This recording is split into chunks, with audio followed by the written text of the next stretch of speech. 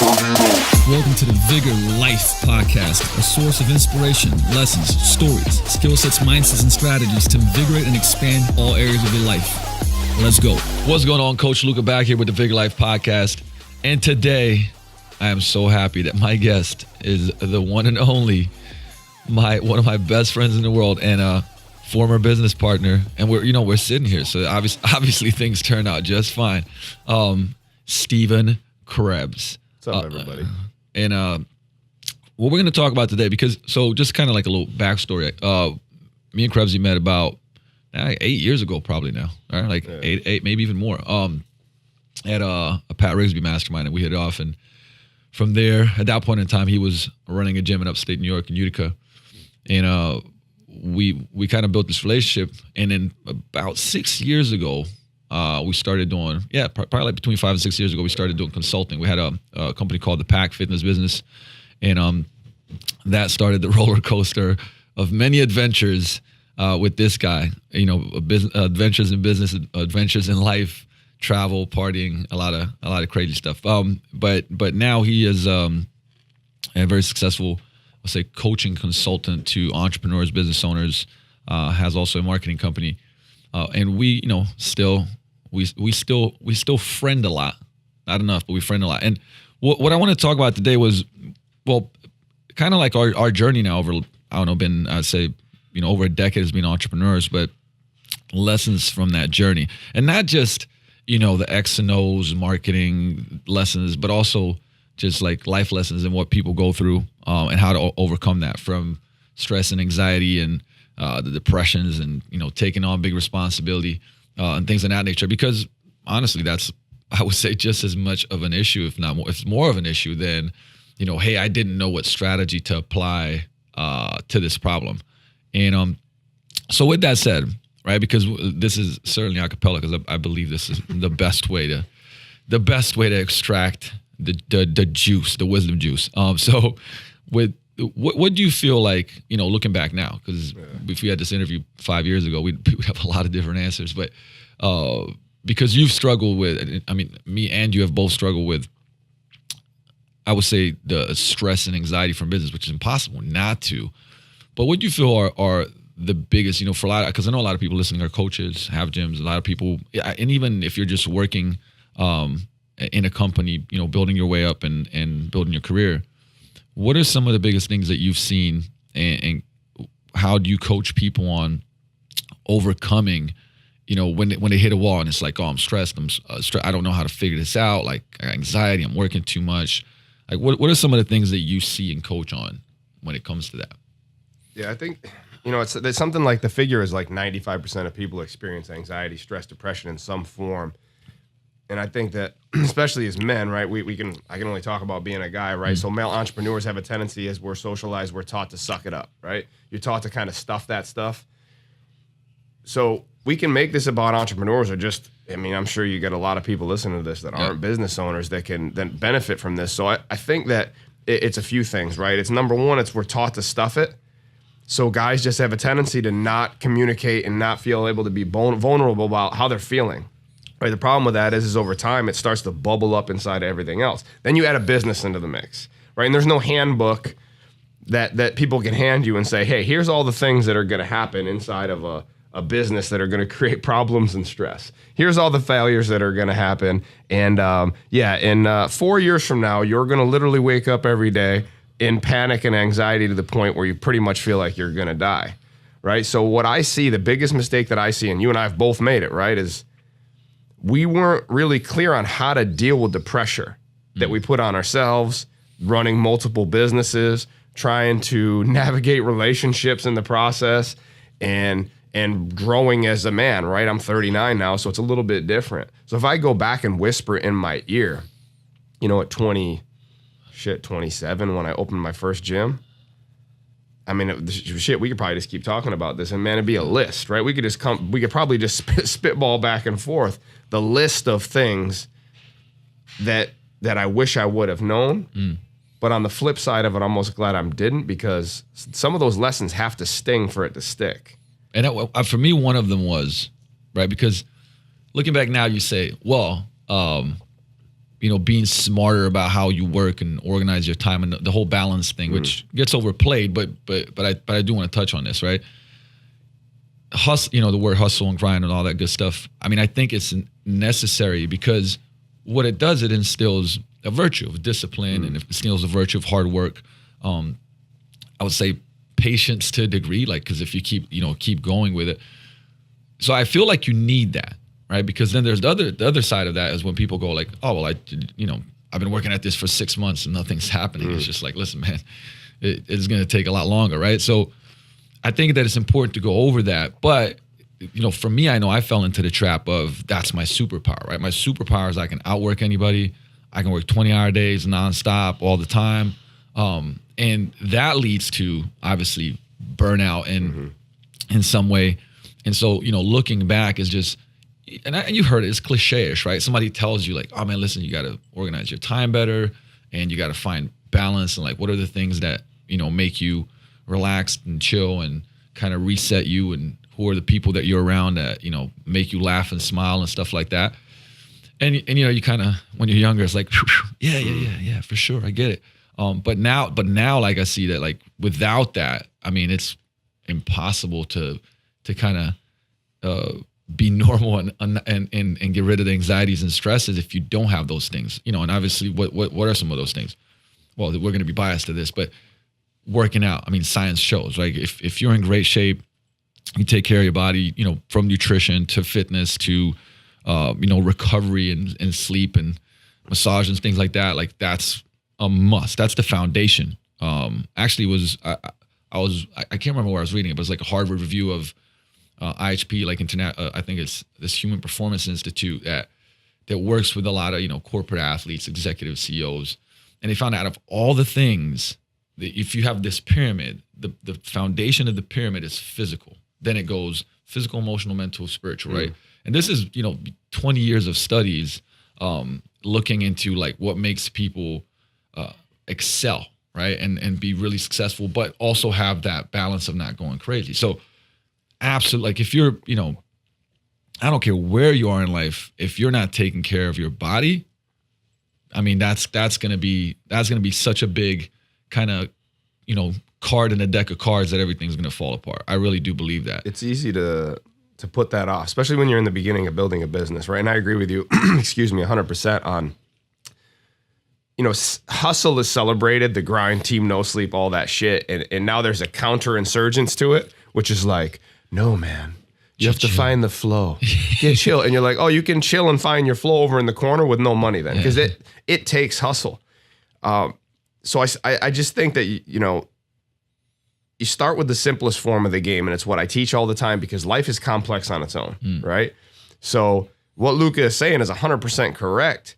And it's the number one thing that I've seen almost every person that I've coached, guy or girl, put to the side. Even fitness people. I was one of them, right? I would say in many examples, I don't know if you see, but like, it's almost like even more so, right? Yeah, because their job is also that. Right. And I know for myself, there were times where I was like, dude, I don't even want to go back in my own gym to train right now because I've been there for 16 hours today. Right. So it's like, shit. So I think it's just the one thing that people put off knowing. And here's the crazy part. We can keep boiling this down, right? Especially if we're going to talk about anxiety, stress, depression, pressure like that. If we boil this down, most people don't feel worthy to feel good all the time. So we self-sabotage the shit out of ourselves. So, hey, I'm a fit pro. I did this. I'm a fit pro. And my gym did very well. But what was my self-sabotage? Well, I partied a ton. I was never in stellar shape. Let's be real. I just wasn't. I was out dicking around, doing shit I shouldn't have been. So there's a disconnect there. Yeah, my personality was great, and I put on a show in the gym. But if somebody walks in the door and they're like, this guy's not in horrible shape, but he's also not like some jacked, ripped, fitnessy dude. So I think that every person has this negative voice or button in their brain that makes them go like, life is wonderful, but I don't want it to be too wonderful because then I would disconnect from my friends, my family. Maybe people will look at me different. Everybody will say they want these things, right? But then we all have this little roadblock in our heads. I was just talking to you about it yesterday, right? And we all battle this, guys. Like, I think that I'm not telling you to let yourself off the hook or to submit to it by any means. But if you have empathy, you need to have empathy for yourself first in the process of building something that matters. Because this is a pressure cooker, right? We've both been through it. Oh, yeah. Stress, anxiety. We've been on the phone like in fucking tears to each other, tired, trying to run events, pulling our hair out of our heads. And man, I don't want to make this too simple. But at the end of the day, if you're committed to it, you just won't quit on yourself or the idea. You're going to fail throughout the process. That's just part of the game. You're going to be stressed. You're going to have problems. You're going to have problems with your teams. You're going to have problems with your significant other. You're going to be tired all the time. You're going to be stressed. You're going to be fatigued. But, I've watched this guy build Vigor, and it's like,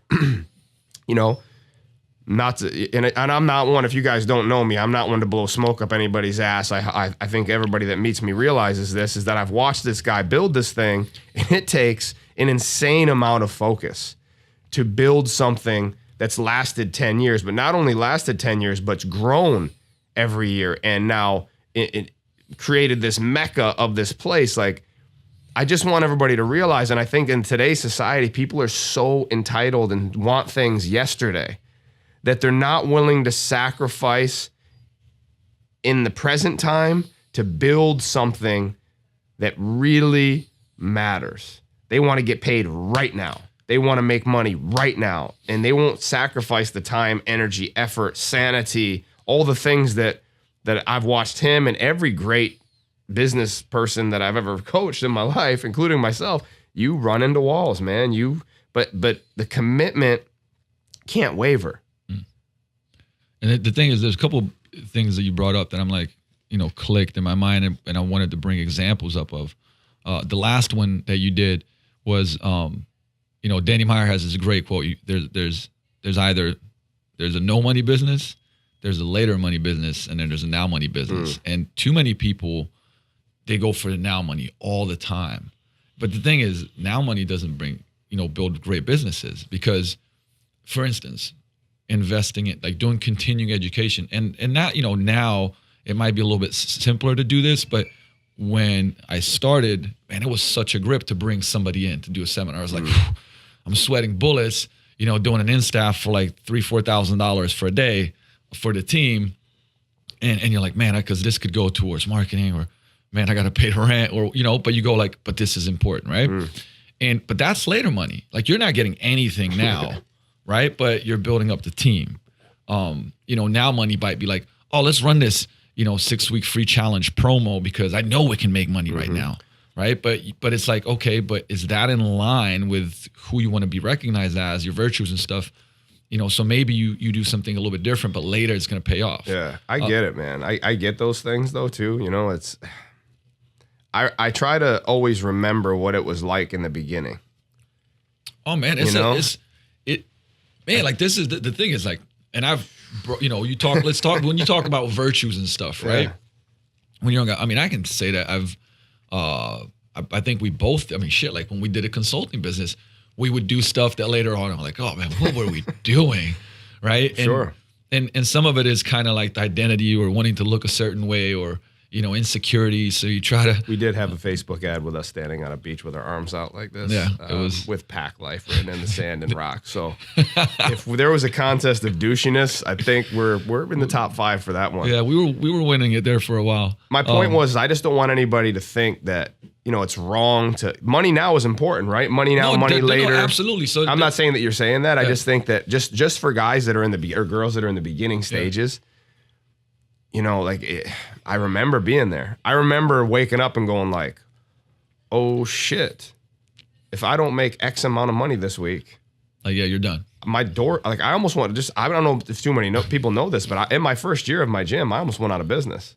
Like, I brought an MMA school into the gym with me, which was a huge mistake. I remember this now. Yeah. And because, and I watched people do this a lot. They'll partner up with people because they don't feel certain enough on their own. Now, we didn't do that. Luke and I just loved being around each other. And we were just like, man, we can see that we can build this business together and it'll be fun. And we had great success with it. We did. Yeah. But in the beginning, I didn't feel confident. I was like, man, what if this doesn't work? So I'm the one that took the loan out, and then I brought this guy in who's still my instructor today, but business-wise, we just didn't see eye to eye. He's my jiu-jitsu coach, right? And I almost went out of business because of it. I mean, it just did. The business didn't meld together.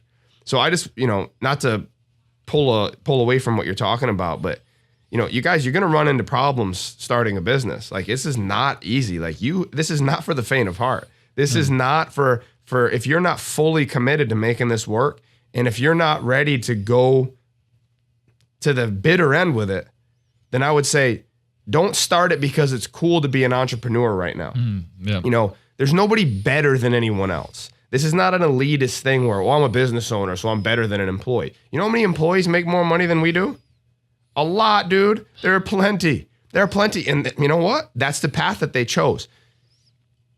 Comparison is the thief of joy. And we never compare down. We always compare up. We never compare to the people that we're kicking the shit out of, our life is better than. We're comparing to, guys like Jeff Bezos, who's just, all of a sudden jacked, bald, and like floating around on a fucking hoverboard from Back to the Future, 3 or whatever the hell it is. And we're like, shit, well, I'm not, I don't have 18 Lamborghinis that are gold plated with like platinum fucking gear shifters, so my life sucks, right? And when you look at guys like Luka, it can be easy to feel that way. Like, man, look at what he's created.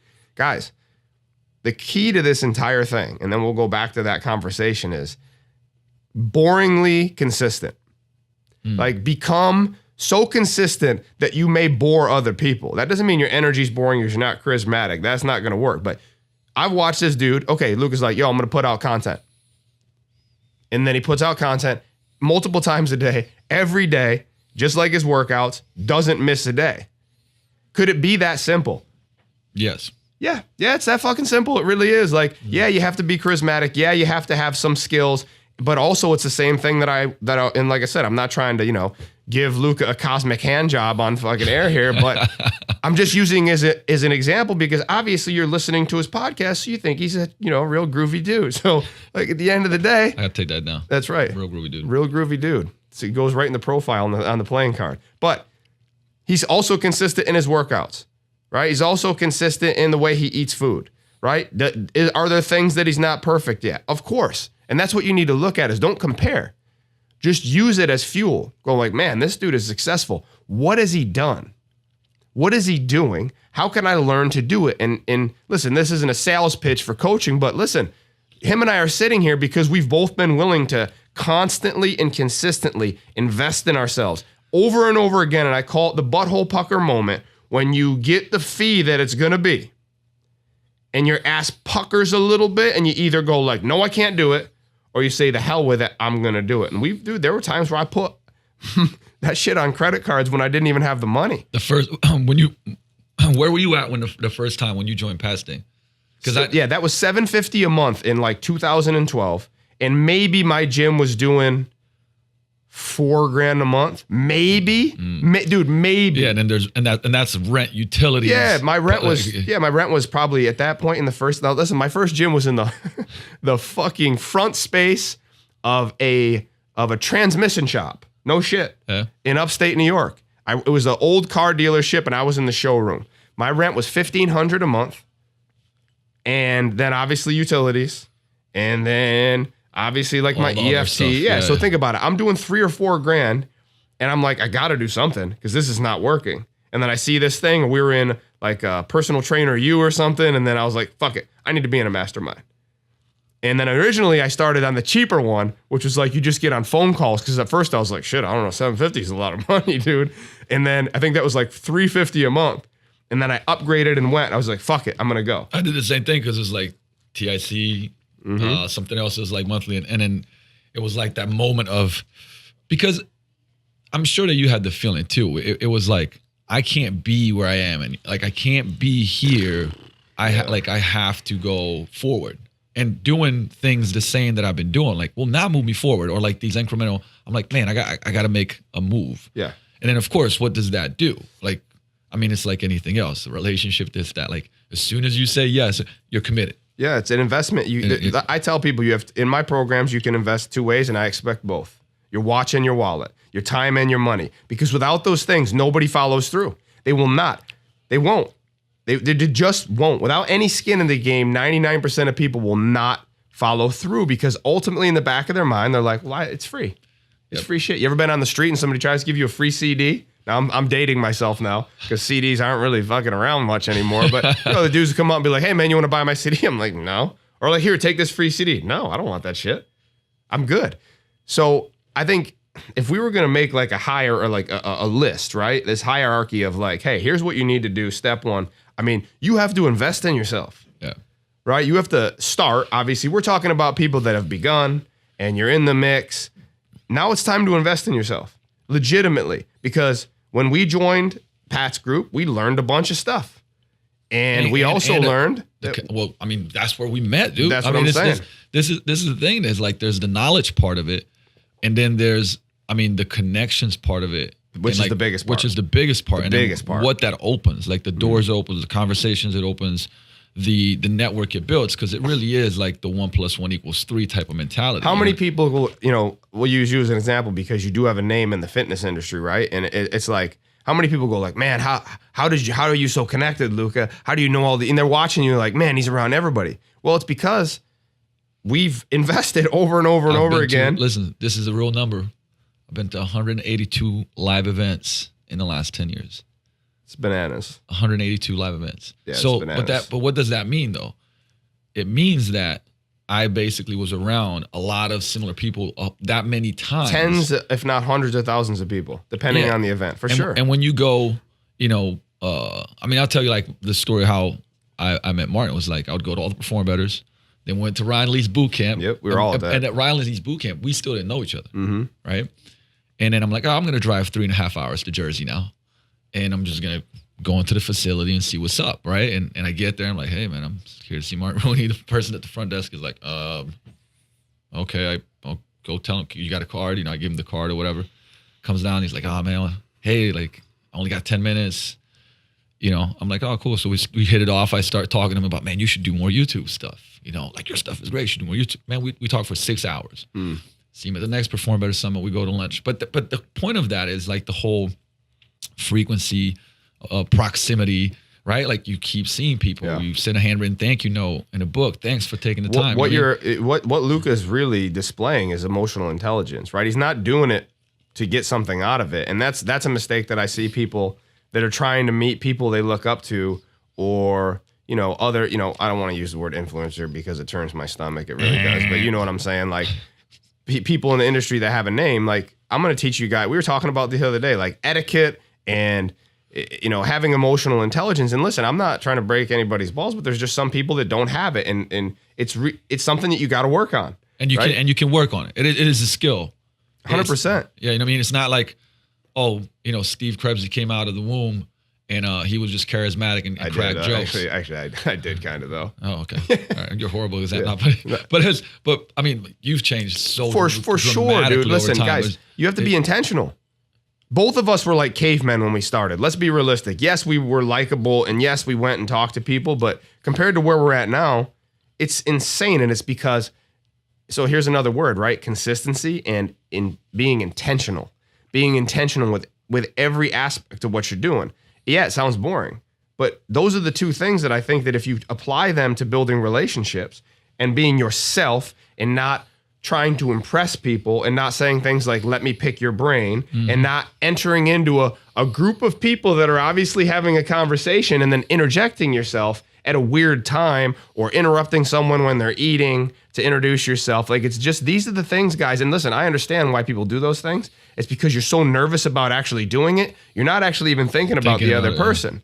So what I watched Luka do, because I know he won't mention some of the stuff that he used to do just because he doesn't want to fucking brag or like come across a certain way. But I watched him with every person that we ever met. He would send them a personalized thank you, handwritten, a gift that was personal to them. And it wasn't to get anything out of it. It was literally just because that's who he was.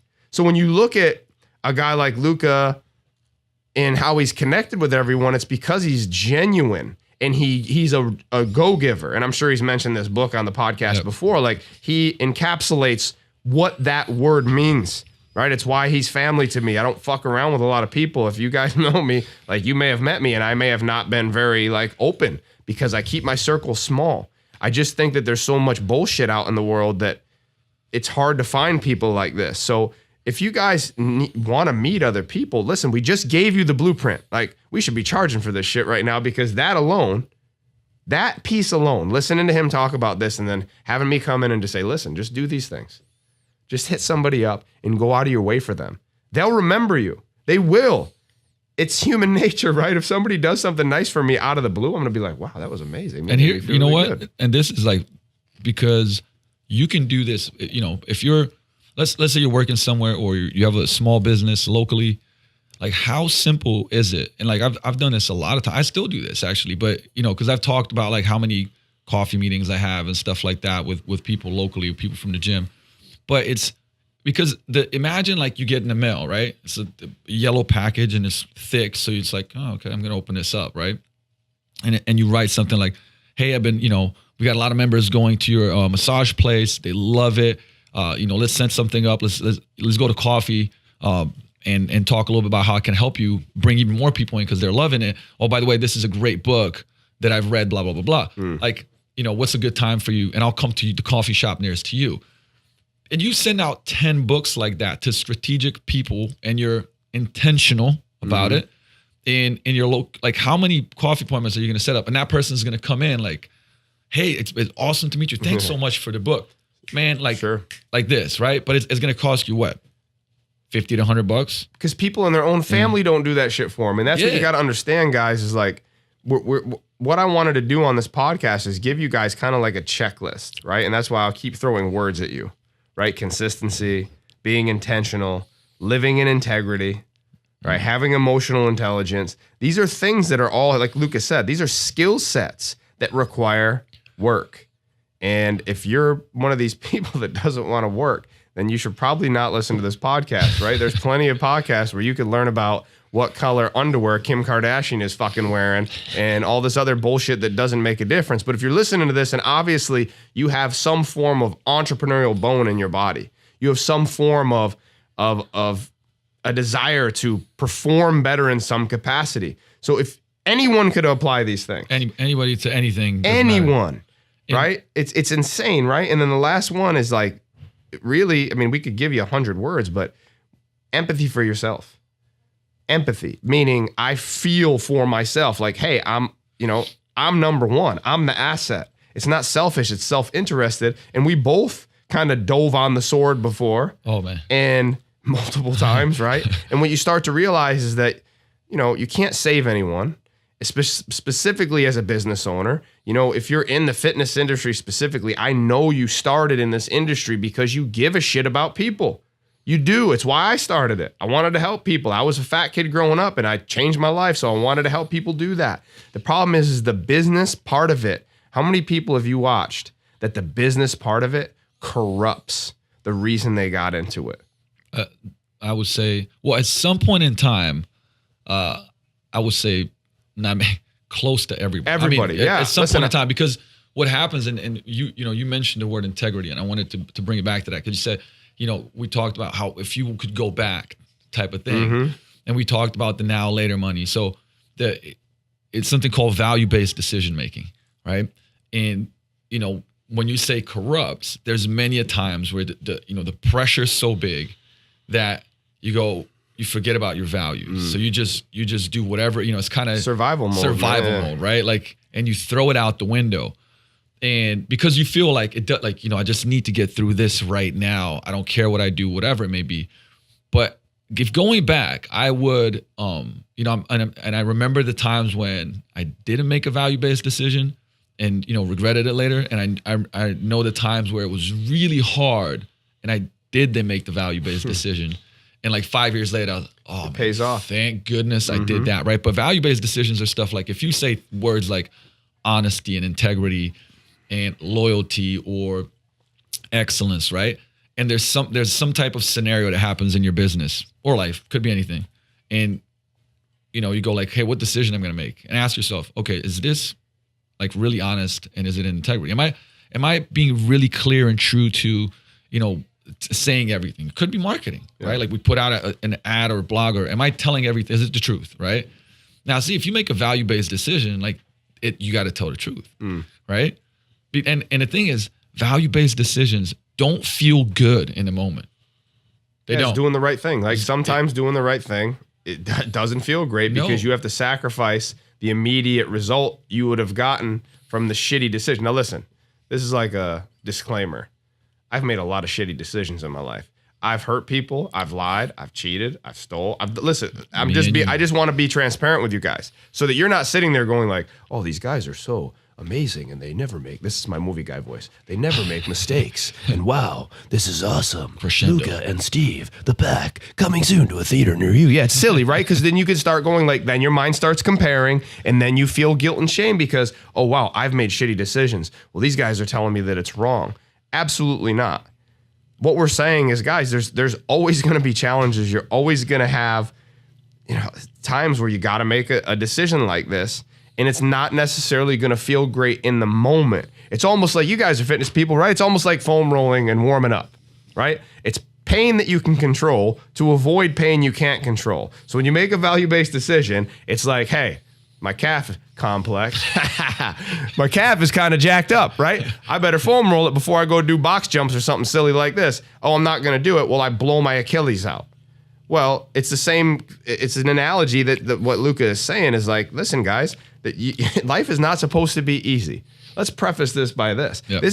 Business is not supposed to be easy. It's supposed to take work. It's like a video game. You go to the next level, the boss is harder, it's harder to get to that boss, and you may have to go through that fucking level 50 times.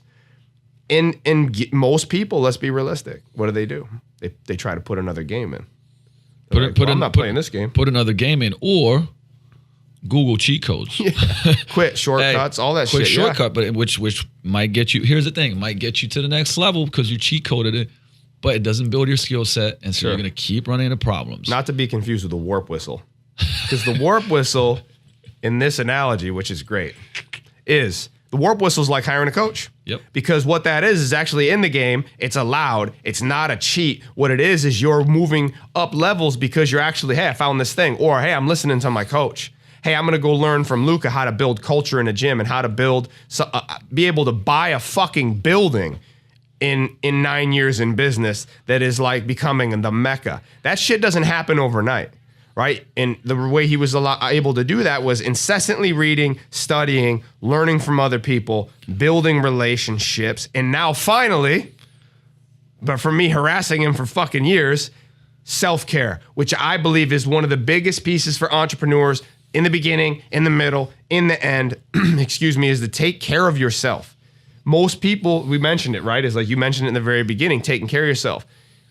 This is the piece that people leave out. A fatigued mind makes cowards of all men and women. I don't care what anybody says. You'll end up arguing with your significant other. You'll stress about money. You'll get stuck in scarcity mode. You start making decisions based in scarcity because you're not taking care of yourself.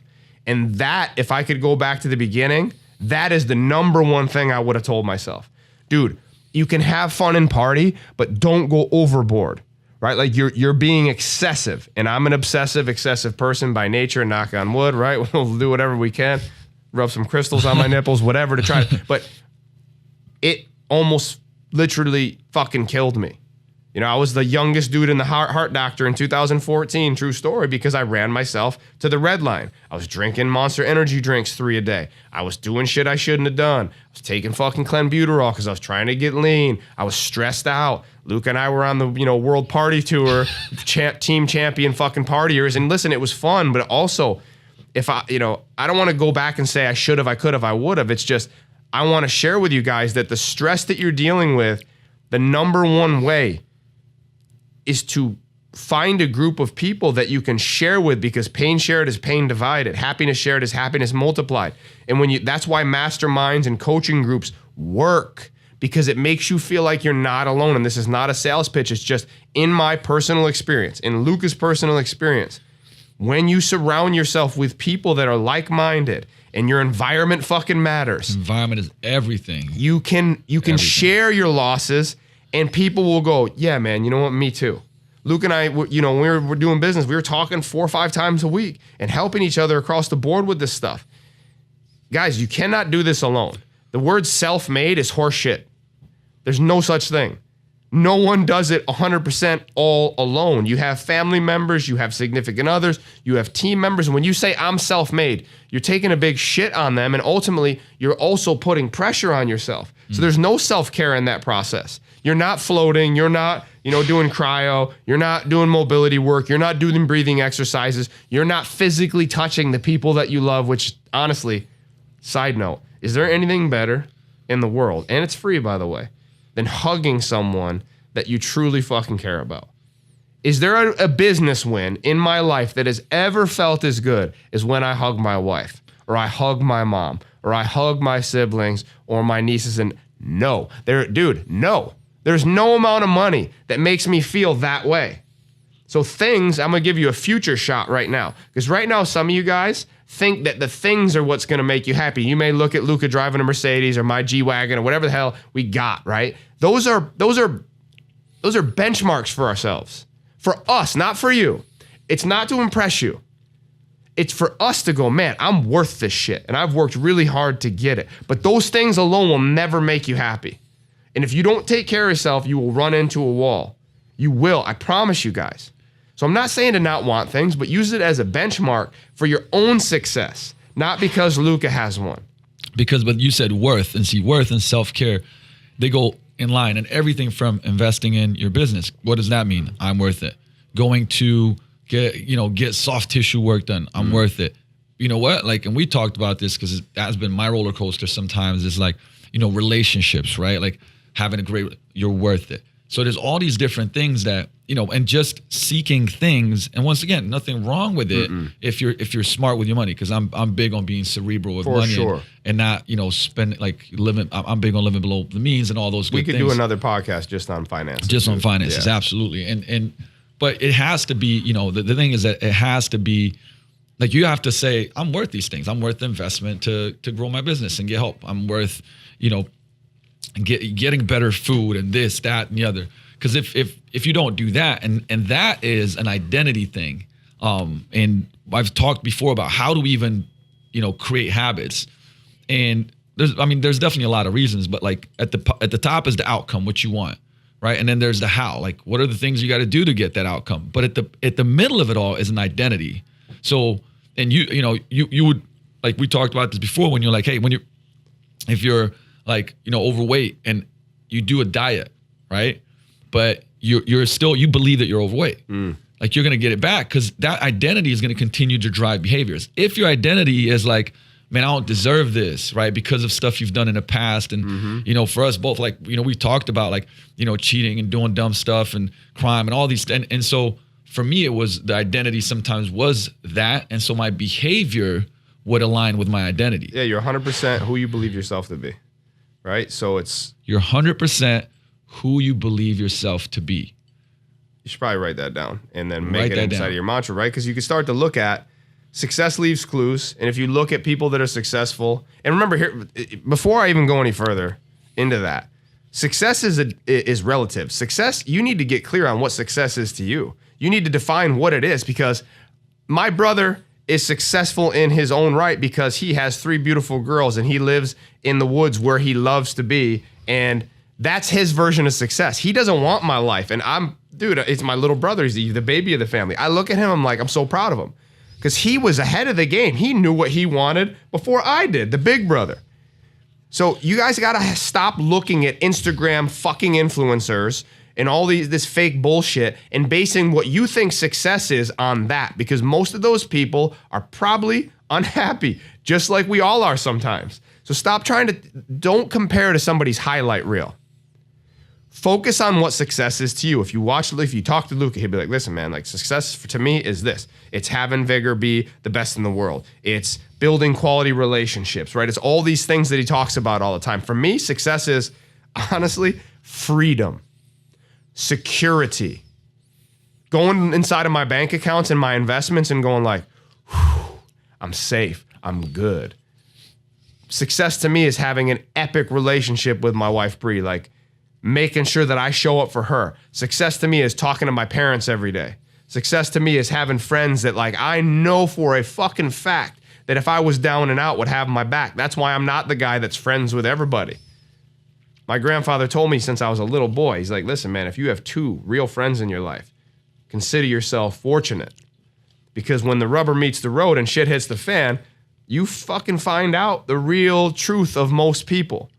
So you're going to feel alone in the process of building a business. You're going to feel alone. You're going to feel stressed. You're going to feel anxiety. And the key word in that statement is feel. Feel, right? Because you can act in spite of your feelings. You can act in spite of your thoughts. And that's where true commitment with people like Luka and myself or anyone that pushes through stuff like that, the commitment outweighs the feeling. And in those places and in those times where you feel self-doubt and pity and you're scared, because being scared is a part of this, you have to go back to the real reason why you're doing what you're doing, or else you are screwed. If it's just money, that shit will run out sooner or later. Don't you agree?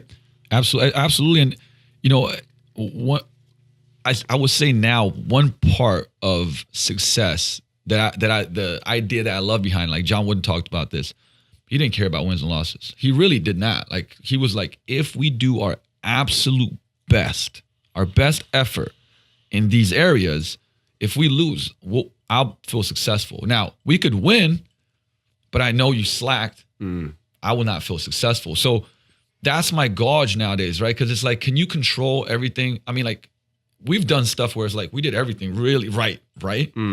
And it didn't go the way we wanted to. Sometimes we didn't do shit right. Sure. And it went the right way. But think about this. I almost think that, fast success can be a really bad thing. It's a trap. It's a trap because you're like, oh shit, I didn't put in a lot of effort. This is easy. And it just happened. Yeah. And so now that becomes your base. That becomes your driving force. You start having habits and behaviors that are not all out effort, right? Now, all out effort, I will say this though, it's not just like fitness, or it could be like, hey, all out effort to sleep more, all out effort to show my girl, my wife appreciation, all out effort to spend time with my kids and give them my time and attention, all out effort to build relationships, right? But it's like, if you put all out effort in the areas that matter to you when you want to grow, you're successful. In my mind, you are successful. And the thing is, over time, if you have patience and resilience, like, you'll get the stuff that you're shooting for. Now, sure. Over time, could be 10 years, could be 15, it could take forever. Here's what I see a lot of, man. Like, people spend a lifetime working and grinding to get things, right? I coach guys that do very well. And right now they're like getting rid of all those things, right? Oh, I had an airplane. This guy, one of my coaching clients had an airplane, selling the airplane. Had sports cars, selling the sports cars. He's like, dude, I don't feel anything. It does nothing. It makes me feel nothing. And I'm like, well, if that's not a sign from the universe to me to make sure that what really matters is the focus, then I'm going to suffer, right? And you guys got to understand that your failures or your losses are there to teach you something. And if you don't learn the lesson, it's going to become cyclical. Oh, yeah. You're going to get stuck in that negative feedback loop, and it's just going to keep coming at you until you step back and ask yourself, what am I supposed to learn here? Which is why, to me, meditation and journaling are two of the biggest tools. I'll call them weapons that you can have in your toolbox, because it gives you a chance to become self-aware. It gives you a chance to step back and go like, holy shit, why am I feeling this way? Why am I hating on this person? Because we all do. I don't care what anybody says. We're all triggered by other people, and most of the time we're triggered by them because they're doing something more than us, or they're doing something that we want to do and we're not doing it, and it just becomes this crazy game of bullshit. So, man, at the end of the day, you guys got to understand that if you can't define success and you don't define what a win is for you, and I teach this in relationships all the time. I ask Bree almost every day, like, what do you want? What's a win for you? How can things get better? And if you asked her, if she was sitting right here, she'd be like, nothing can get better. It's just who my wife is. She's super happy and kind, and she's nothing but light. She's the epitome of happiness. Yeah, like, she's the best thing that ever happened to me. Obviously, I was a shithead before. So correct. Yeah, times 2. So she would just say it can't get better. But the thing is you guys got to watch out. It's not a trap from her. She's being genuine. But what I'm saying is, if you just go with your significant other like, oh, things are good, I'm just going to stop trying. You're walking around in boxer shorts farting and expecting her to walk around looking like a Victoria's Secret model. It's not going to happen, guy. Okay? It's not going to happen. You have to be intentional with that shit. So when I ask her that, I'm like, listen, How could it get better? Where are some places that you've always wanted to travel? This can be applied to any conversation, by the way. What makes you happy? Okay, how could you be happier? What can I do to support you in what you want to do? I literally ask. We call it a morning huddle. So every morning, Bree and I will sit down. We have coffee. We sit in our living room with little Brownie Krebs, our dog, sitting there hanging out, and we have a talk every day, 10 to 15 minutes. It is non-negotiable. And this is another piece, I think, of the game that most entrepreneurs forget about is, dude, you're doing it for your family. And yes, there's going to be sacrifices in the process of you building something that matters, but don't forget why you're doing it, and then invest that time back into them, because you can't get it back. Now, I don't have children, so I can't speak on that, but I lost a lot of time with my family because I was like, oh, Steve, can you come over? Nah, man, I'm busy. I'm working. I'm grinding, da-da-da-da-da. And then they stopped asking for a long time. And then I became a victim. It was why is my brother not, why doesn't he want to hang out with me? Maybe, asshole, because every time you went to his house and your nieces were running around, you were on your fucking phone acting like you were too busy to be around everyone. I don't have a lot of regrets in my life, but there are some, right? And that's what drives me to continue to work on these things. So instead of feeling guilt and shame when you make a mistake, ask yourself, what's the lesson I'm supposed to learn in business, in relationships, in everything? Okay, what's the lesson? Cool. What is the action associated with the lesson? Because without action, nothing changes. It's that simple, guys. And if you take anything from me, it's this. It's those things that I brought up, and the fact that don't forget about what's most important, because you could be driving around in a Lambo, with 1 million Instagram followers, but if you're all alone, who gives a shit? I would say that, man, imagine if, because you don't stop and ask yourself these questions, right? What would this weekend celebration of 10 years be? You know what the best thing for me was? Just the people there. Mm-hmm. It's the best. I do it for the people because I want to share those things, right? You want to, at the end of the day, that's what you're doing it for. You want to impress somebody, right? Well, that means there has to be another person. Yeah. You know what I mean? Sure. So it's whether it's hey, I want everybody to see this, that, and the other, but the people that are close to you are the ones that matter. So we do stuff because, hey, if I can, fly home to Slovenia and spend time with my family, or we go on a trip, or I give money to charity, or, all these, yes, this money equals, freedom and possibilities and a resource. But it's if you could not share those things with anybody, it would be meaningless, completely meaningless. Well, there's that show that's The Last Man on Earth, right? And you just watch a comedy, right? But you watch it and the guy goes fucking crazy, right? Legitimately. Yeah. What would you... Even in I Am Legend, he has those zombies. Yeah, he's got the zombies, and he's got the mannequins that he's talking to and shit, and the dog, right? So at the end of the day, man, business is great, but let's not make this into the most important thing on the planet all the time. Because you missing dinners, you missing family, events, you really can't get those back. And that's why I love the fact that the new iPhones have that screen time thing that'll track your screen time, and you can turn apps off at certain times. So once again, you have to be strategic and intentional in how you do everything now, because there are so many fucking distractions in the world. It's insanity. I don't know, what is it, 10,000 marketing messages a day people get hit with, and everybody's on their phones all the time. And they go home, and obviously, listen, man, I'm a Netflix guy too, I get it, but then they're jumping on that. And I believe that people are forgetting to connect, and they're trading connection for engagement. They're trading connection in real life for engagement on social media. Mm-hmm. And it is literally bankrupting people emotionally. I believe that. It's literally creating this void in human beings. And I just think I believe personally that's why we have this. It's red versus blue. It's black versus white. And everybody's jumping on a fucking team to be a part of something, but it doesn't fulfill them. It just doesn't fulfill them. Because it's basically a fake being part of something. And it's funny you said, I got the message, and it's your phone, your screen time is down 32% this week, right? And remember, when did everybody kind of fly? I went to an event that was at the event Thursday, Friday. Then everybody came out because I'm around people and I don't get on my phone. Sure. Whether it's you in the jail, and you'll tell me get off your phone too, right? But when we go to dinners and stuff, I keep it down. And I think that's an even more important reason to get around the right people Sure. because you're so, like, for me, I'm like so engaged. We have fun. We laugh. We talk business, life, whatever. I don't care about being on the phone, right? A lot of times the phone becomes like, I'm lonely. Let me post something. For sure. Cool. I'm getting likes. You know what Dude, I mean? Like, think about how the level of nobody can be bored anymore. They can say they're bored, but let's be realistic. How ridiculous is it? Like, because literally people will sit there for 1.2 seconds and then they're looking at their phone. Watch conversations. Watch how fast people, if there's some small awkward silence, it's like, yeah, it's literally moth to a flame because nobody actually wants to communicate.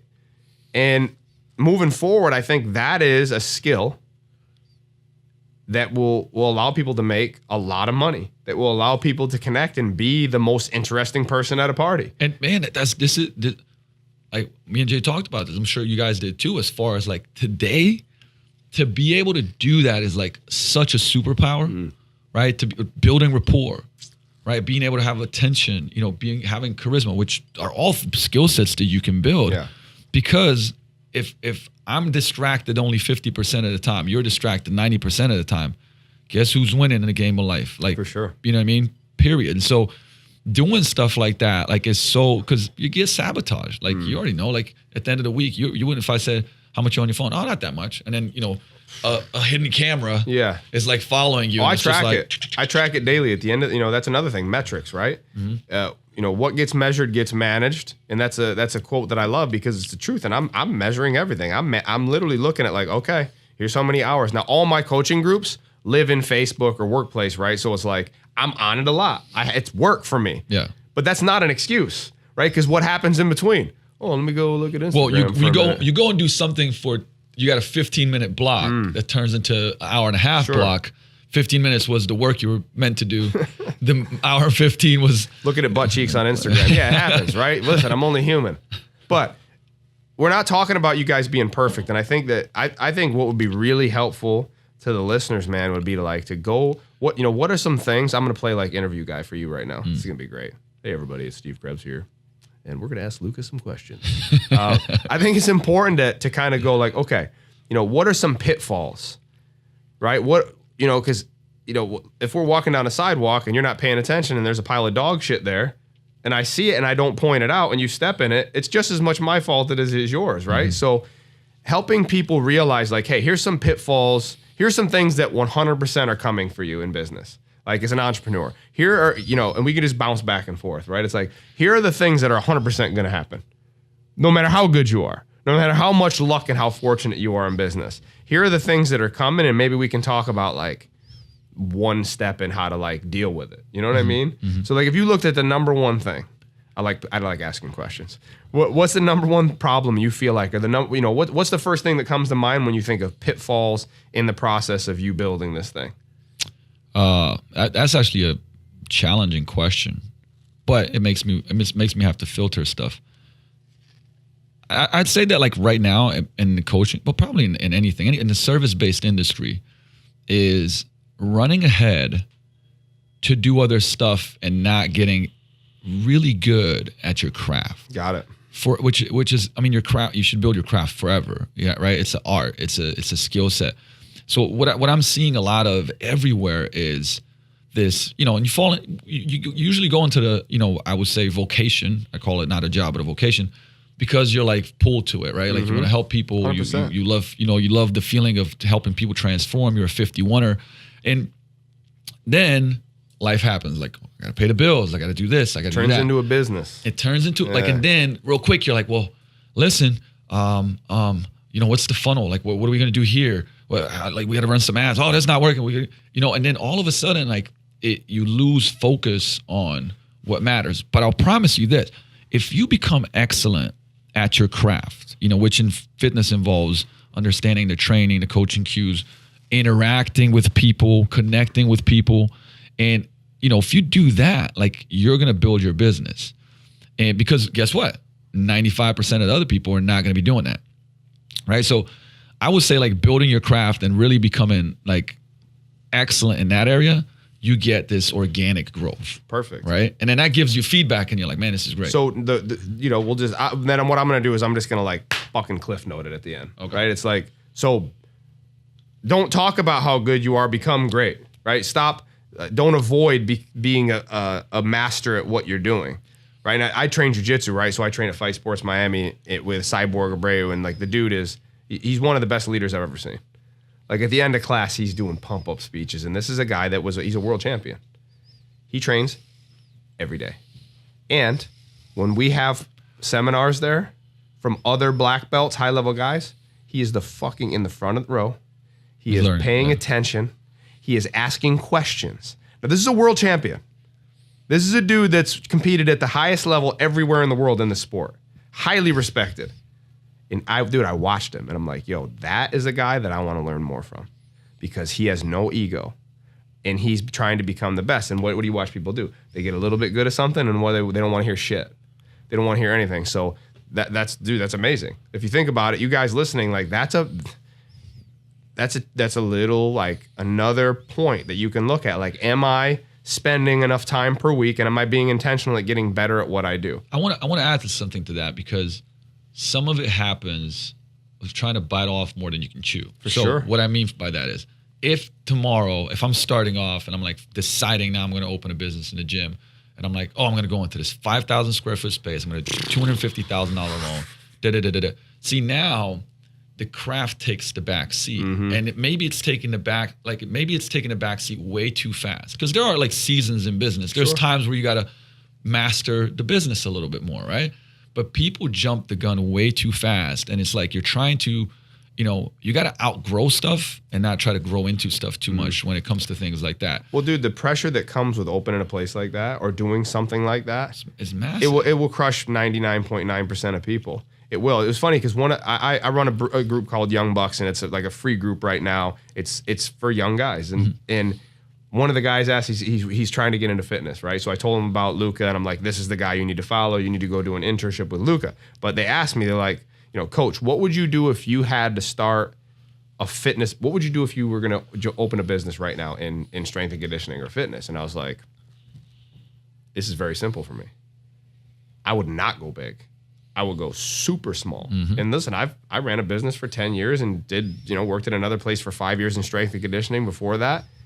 I would do like a boutique style, high end, like 20, 30 clients. That would be it. And they're like, why? I'm like, exactly what you just said. Because I don't want all that pressure. I want to create relationships. I want my clients to feel like they're getting the Lamborghini service. And I can't do that with a 7,000 square foot facility with a 15 grand of overhead. And now I need 20 team members who probably aren't bought in and are only bought in most likely because of what they can get out of it. And that's human nature, right? What about me? What's in it for me? So I think that's valuable. And I know some people that are listening to this might be in that place where they bit off more they can chew. Because you know what? Like as you're bringing this up, so multiple conversations. I was at Craig's event, so I was doing the Q&A. I was leading the Q&A for gym owners. And then I was also in LA, and a friend of ours that we both know, and I won't mention, but it's like, some of these businesses are multi-million dollar businesses with very small margins, very, very small margins. Now, and the thing is, like, look, if that's what you want, like that's the direction you want to go because you want to build X, Y, because you know what you want, cool. But a lot of people are like, they'll build it and go like, man, that's not what I want. It's not what I wanted. You know what I mean? Building it. You know what? Kevin Nation said something. We were in Kevin Nation's mastermind group for a while, and he's a guy that like will say like something and it will create massive shifts in your mindset, right? He's just a slick, like smart dude. So we were talking about this, and he was like, well, are you building it bigger because you feel called to and it will make you more money, or are you building it bigger just to build it bigger to impress other people? And he's like, that's the biggest question you have to ask yourself before you start building, because one will get you what you want and the other one will destroy you. Yeah. It will just pile up the pressure without the joy, because you'll have I would say, the wrong attachment to why you're building it. So what's another pitfall? What do you think? So it's like building things too big, too fast, and not following your heart, not following your gut, not building your skill. If you had to give one more, what would it be? Oh, honestly, like what Craig says, the structure equals freedom. And the thing is, I would, that was not me. And I'm still really working on that part of things, but I've improved significantly Meaning, when people are like, there's not enough time in a day. And I used to be that guy too. There's not enough time in a day. No, like you just don't structure your time well. That's it. Like it's, you know what I mean? If I've improved my productivity 10x, the biggest, I would say, potential for me and for most people is being able to organize their time and focus even more, right? Like, hey, this is my block of creating content, 2.5 hours, boom, no phone distraction, bam, here's my morning ritual time, bam, here's when I work out, bam, here's when I block time off to go read on the dock and be, right? Here's when I do this, here's when I do that. And the thing is, when you can master the discipline of your week, and it's a learning process all the time, you find ways to upgrade stuff, you find ways to cut things out, you keep some things, you add some things, but when you're able to do that, that's when people go like, how does he do that in 24 hours, right? And sometimes people go like, dude, how'd you do all the stuff that you do? And I'm feeling like, man, I really got to improve that, because I know, because I see and I'm like, oh, wasting time there and energy there. It's why you can't compare it, right? Because everybody's capacity is different. If I'm 70 miles ahead of you in life, and that's not saying with things, I'm saying with experience, wisdom, all the things that we've done, you can't compare yourself to the capacity of that person because it will ruin you. Because then you're going to try to keep up with them, and it's not always a bad thing, but have you done the things to build the same capacity, right? And then base it on what it is that you actually want. Here's my idea of a perfect day. You ready for this? I get up. I have sex with my beautiful wife. I drink coffee. We have our morning huddle. I go for a walk. I'm not doing shit until 10, 11 o'clock. That's just me. Yep. I'm not working until 10, 11 o'clock because those other things are majestic and it creates space for me. So by the time I sit down, I'm very clear in what I need to do for the day, what I'm going to accomplish. And that's probably one of my strengths is I am very organized and strategic, and I don't want to be busy unless it's going to create some form of result for myself. Now, do I have weaknesses? Plenty. Plenty. Right? We all do. But I think we could take what Luka said and the structure piece of this and add it to everything.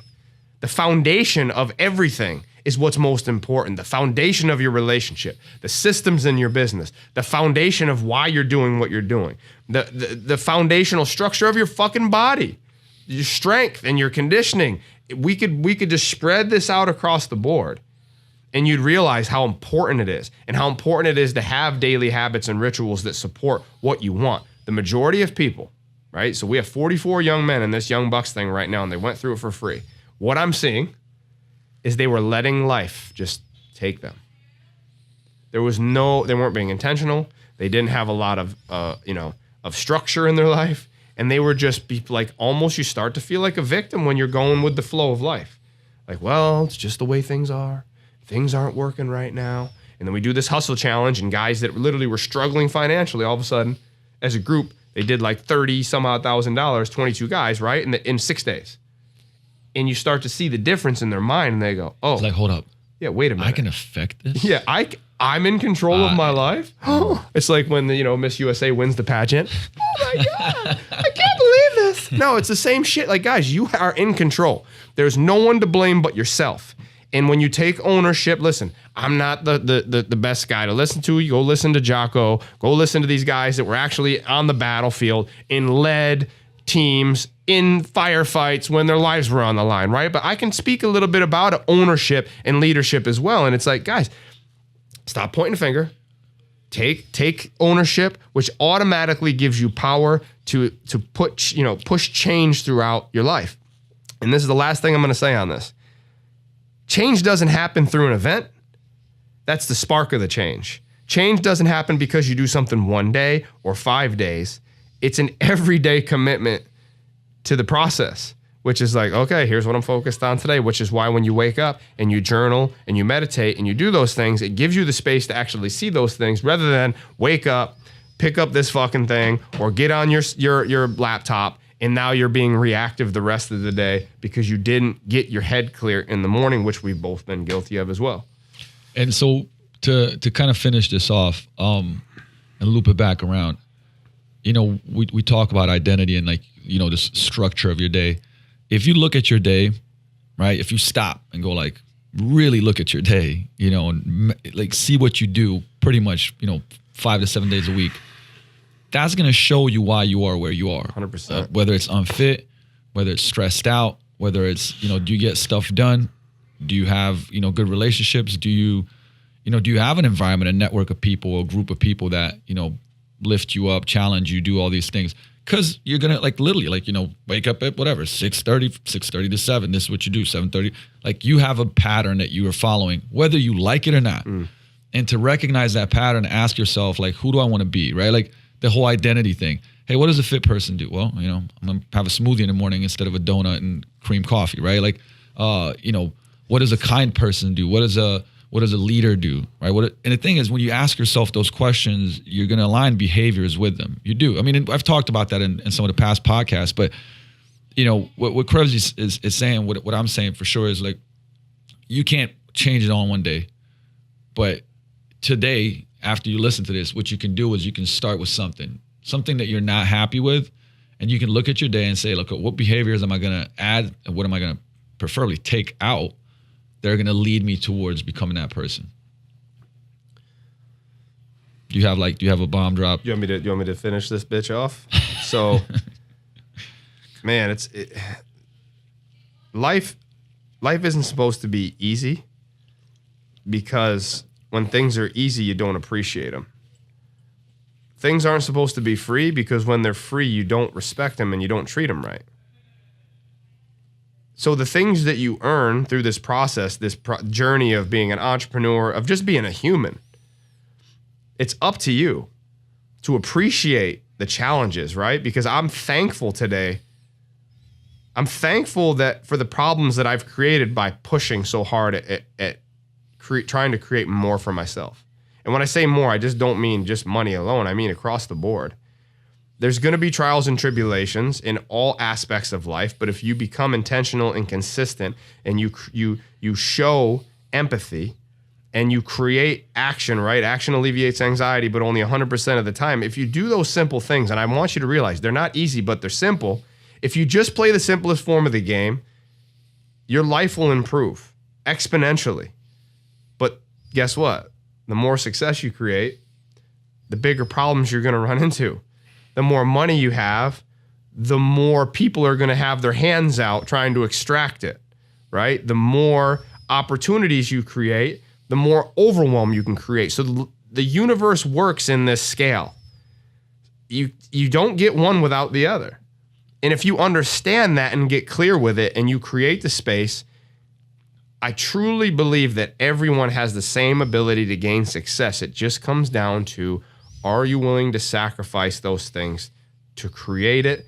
And the only way that's going to happen is if you are clear on what success is for you and what a win looks like for you, and you define what wins are for the other people in your life, and you ask them what their wins are, so that you're very clear, communication is on point, so that you can grow as a person, inside of your relationship, inside of your business, and you can reach the success that you want. Here's the funny part. I'm going to leave you guys with this. When you reach success, guess what happens? It's like the horizon. You walk to the mountain, now the horizon moves again. It's never going to stop.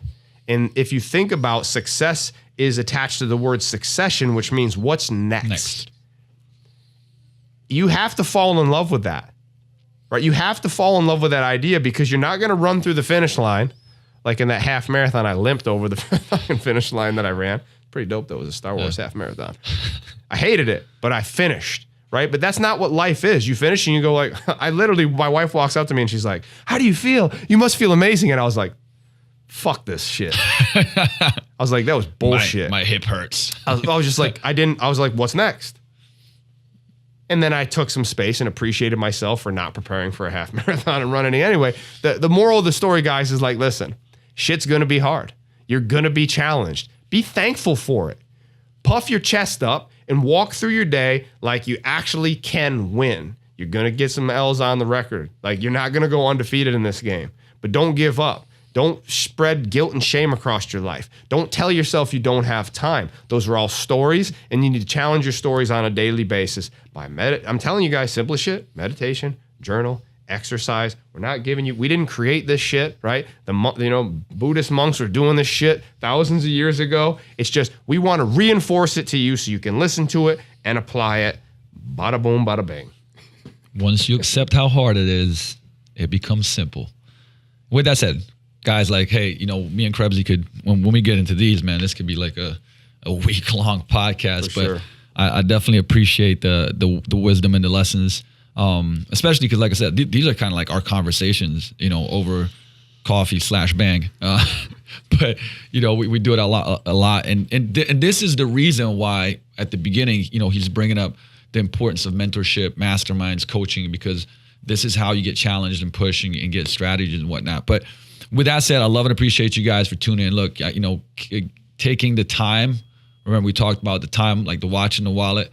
I appreciate the time that you guys spend listening to this. But if you don't, like for me, it's like, hey, if you don't apply any of this, it's irrelevant. It just became knowledge that goes nowhere. It's unapplied knowledge. So, if something hits you, do something about it. Not tomorrow, like right now. Write it down, take action, schedule a meeting, send out a book, get your workout in, call up a person to be your workout buddy, like something, like take action on it, right? Journal something you learn. What are you going to do about it? Otherwise, it's irrelevant. Because if you listen to this, one time a week and you do 52 small action steps every week, you're going to be in a better place next year. And because of that, I really appreciate the comments. I appreciate the reviews. Please go to iTunes, give it the stars. I love the feedback. What you love, what you want to see more of. Because it gets shared and right now it's definitely a lot of people reaching out, which is awesome because it means that it's helping a lot of people. But if you could pay it forward, this is the best way to do it, is pay it forward, is share it and add those reviews and those stars. And we will see you. Well, we'll see you sometime in the future. We're going to do another one of these for sure with Krebsy because we're going to be seeing more of each other again. But until now, thank you, Coach Luka. Peace out.